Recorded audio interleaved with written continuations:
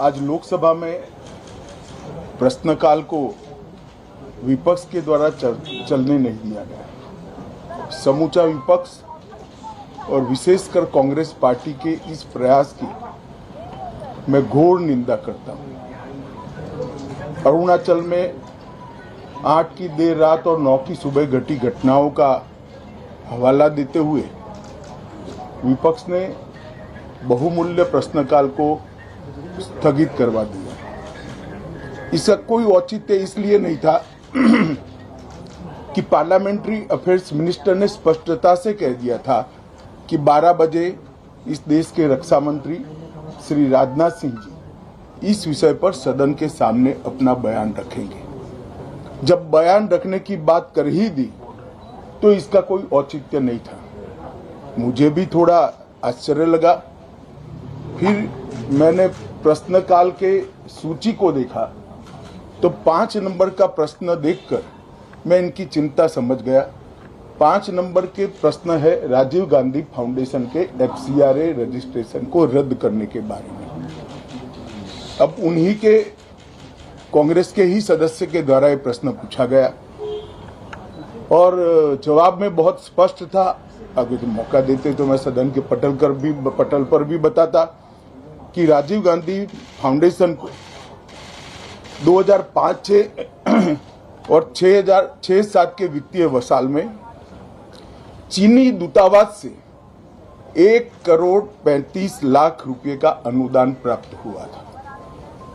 चूंकि FCRA के कानून और उसकी मर्यादाओं के अनुरूप नहीं था तो नोटिस देकर पूर्णतया कानूनी प्रक्रिया का अनुपालना करते हुए गृह मंत्रालय ने इसका रजिस्ट्रेशन रद्द किया था।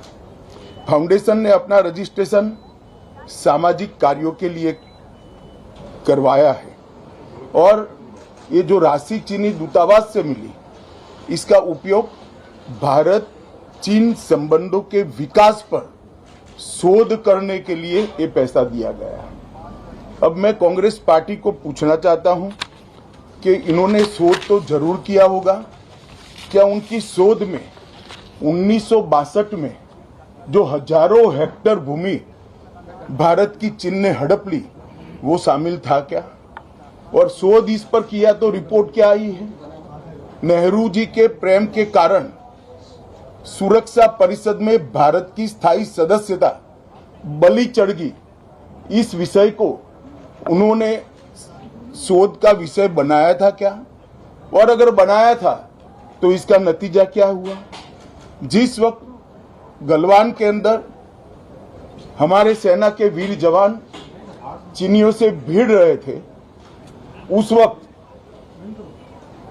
चीनी दूतावास को अधिकारियों को कौन रात्रि भोज दे रहा था? वो उनकी शोध का विषय था क्या? अगर था तो उसका नतीजा क्या हुआ?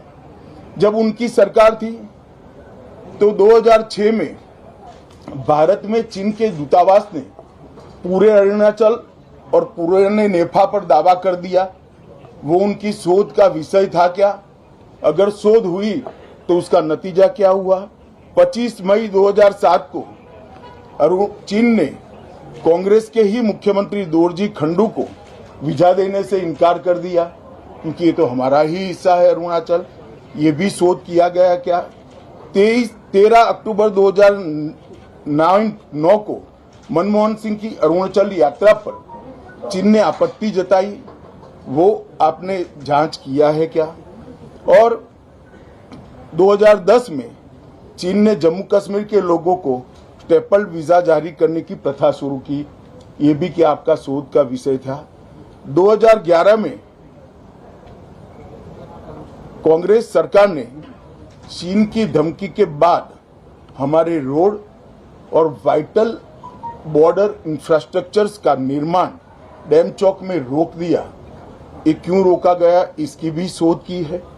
मैं कांग्रेस पार्टी को पूछना चाहता हूं, ये दोगला रवैया जनता के सामने नहीं चलता है।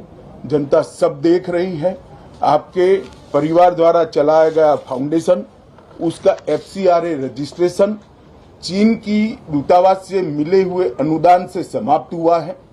आपके ही समय में हजारों किलोमीटर भूमि अवैध रूप से हमसे हड़प ली गई है।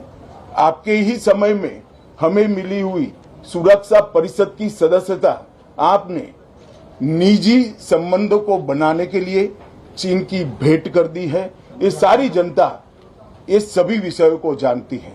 मैं इतना स्पष्ट कहना चाहता हूं कि भारतीय जनता पार्टी की सरकार है, नरेंद्र मोदी इसके प्रधानमंत्री है, और जब तक भारतीय जनता पार्टी की मोदी सरकार चल रही है, 1 इंच जमीन पर भी कोई कब्जा नहीं कर सकता। कल अपने सेना के जवानों ने जो 8 की देर रात को और 9 की सुबह को जो वीरता दिखाई है, मैं इसकी भूरी भूरी प्रशंसा करता हूं। इन्होंने घुसे हुए सभी लोगों को कुछ ही घंटों में वापस खदेड़ दिया और हमारी भूमि का रक्षण किया है। राजीव गांधी फाउंडेशन के FCRA लाइसेंस रद्द होने का एक दूसरा भी कारण था। इस्लामिक रिसर्च फाउंडेशन की, जिसका प्रणेता जाकिर नायक है, जाकिर नायक को पूरा देश जानता है, उनसे भी 7 जुलाई 2011 को 50 लाख रुपया राजीव गांधी फाउंडेशन ने प्राप्त किया था। मैं पूछना चाहता हूं, राजीव गांधी फाउंडेशन के कर्ता धर्ता जो कांग्रेस की फैमिली पार्टी है उसी के सदस्य हैं, तो आपको ये पैसा जाकिर नाइक ने किस मकसद के लिए दिया था, इसकी भी स्पष्टता देश की जनता के सामने होनी चाहिए। धन्यवाद।